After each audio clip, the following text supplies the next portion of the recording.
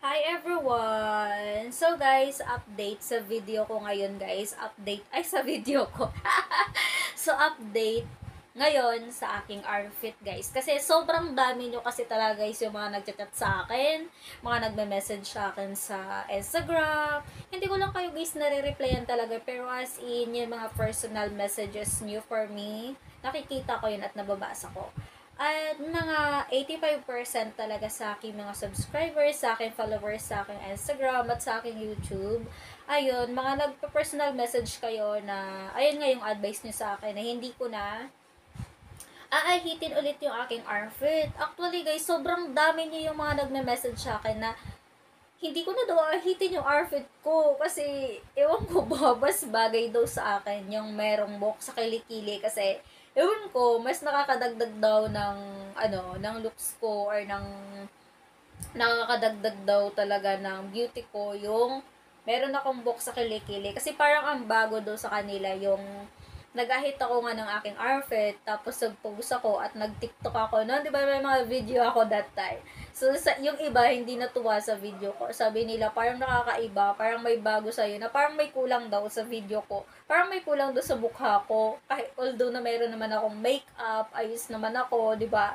So, ayun yung mga comment ng iba sa akin. Nakakatawa nga minsan eh. Kasi alam mo yun, andyan sila para suportahan ako kahit na marami. Minsan nga guys, pansin nyo ba sa Instagram account ko, pag meron na mga ayun, mga tawag nito, mga Indiano or Indian people na sinasabihan nila ako na, ew, shave your outfit. Hindi na ako nagre-reply guys, to be honest. Hindi na ako nagre-reply sa mga negative comments sa mga video ko. Alam mo kung sino yung nagre-reply? Yung mga followers ko. Sinasabi nila na, inaaway nila guys, inaaway nila yon, inaaway nila yung mga haters ko. Kaya ako guys, ito, kalmado ang kifi, bod. So, kalmado talaga guys, di ba? Kalmado yung auntie nyo pag may nag-aaway sa akin kasi andyan yung mga followers ko to the rescue for me. Tingnan nyo naman guys. Di ba?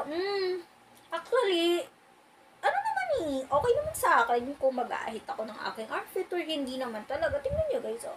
Ito na pala yung update sa aking kilikili. Wait lang, i-zoom ko. Ayan na yung update sa aking kilikili guys. Medyo mahaba na siya. Ayan oh. Nakikita nyo ba? So, hindi nyo naman siya nakikita, di ba? So, pero humaba na. Ano nyo? Humaba na siya, oh. Humaba na siya. Kahit na hindi naman ganun kahaba, pero humaba na siya. Kaysa nung mga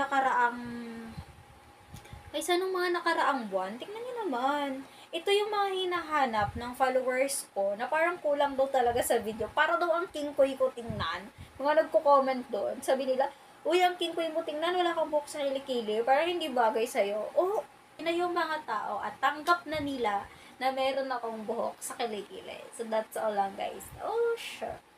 So, matagal din pala guys tumubo yung kilikili ko kasi lagi ko siyang inaahit ng mga nakaraang buwan kasi sobrang kate. So, ayun na guys, hanggang dito na lang yung akong video. Oh my God, nagkilay pa ako for you at nag-lipstick pa ako para sa inyo guys. So, bye!